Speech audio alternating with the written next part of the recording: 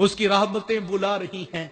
वो करीम आका है, वो करीम रब है, वो आने वालों को दुदकारता नहीं है। जब कोई इतनी शर्मिंदगी, इतनी माफियां लेकर उसकी दहलीज पर बैठता है तो वो फरिश्तों में फख्र करता है, देखो फरिश्तों आखिर मेरा बंदा मेरे पास आया है ना, तुम गवाह हो जो मैंने अपने बंदे के गुनाहों को माफ कर दिया है। वक्त पर काफी है इकतराबे खुश हंगाम का, जल गया जब खेत बरसा मी तो फिर किस काम का।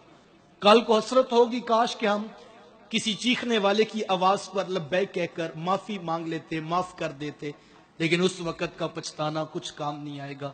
मेरे शेख सादा सी बात सुनाया करते हैं कि एक बाबा जी थे जो बाजार के अंदर चीखे मार के रो रहे थे, आंखों में आंसू थे। एक नौजवान का गुजर हुआ और कहा बाबा जी क्या बात है, क्यों रो रहे हो? तो बाबा जी कहने लगे बेटा मुझे लोगों की किस्मत पे रोना आ रहा है। तो कहा क्या हुआ लोगों को? कहा मेरा प्रोग्राम बना था कि मैं बंदों की और रब की सुलह करवा दूं। तो कहा ये तो बड़ी अच्छी बात है, करवाती क्यों नहीं? कहा वो तो मान गया है लेकिन ये मान ही नहीं रहे। मैं इनको कहता हूं वो बड़ा करीम है, वो कह रहे आ जाए एक बार मेरी दहलीज पर, मैं इनसे ये भी नहीं पूछूंगा ये लेट क्यों आए हैं, एक अश्के नदामत पे सारों के गुनाहों को बख्श दूंगा। मुखलिस होकर एक बार मेरी दहलीज पर आ जाएं, इस्तकामत के साथ तौबा लेकर आ जाएं, मैं सबके गुनाहों को माफ कर दूंगा।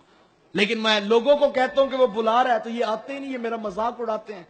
ये कहते हैं बाबा जा जाके काम करिए, देख दुनिया की कितनी रौनकें हैं, ये देखना जरा एसी के अंदर बैठकर प्राडो में सैर करने का कैसा लुत्फ आता है, ये देखना दुनिया की रौनकें कैसी हैं, और तू बड़े बाजार में क्या तौबा की बात कर रहा है।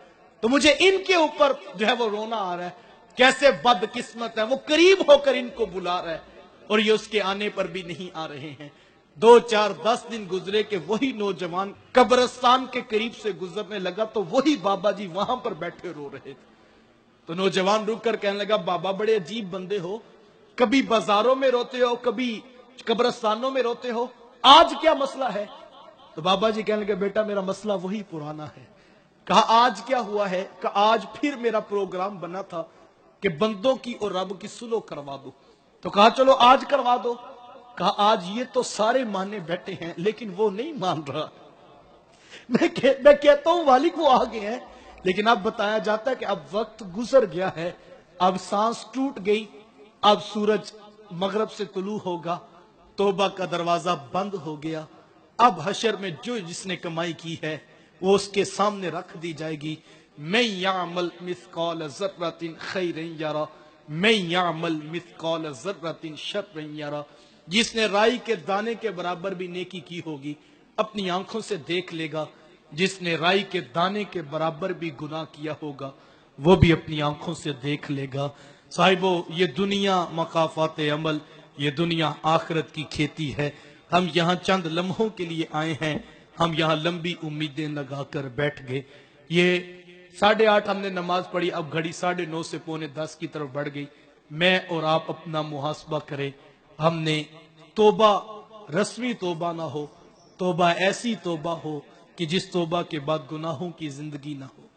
हुजूर इस्लाम ने इरशाद फरमाया, ए उमर वो नौजवान जिसने इतनी सच्ची तौबा की कि गुनाहों की तरफ पलट कर जाना इतना ही मुश्किल था उसके लिए जिस तरह जानवर के थन से निकला हुआ दूध वापस पलटाना मुश्किल है। इतनी सच्ची उसने तौबा की कि दोबारा कभी गुनाहों की तरफ नहीं पलटा।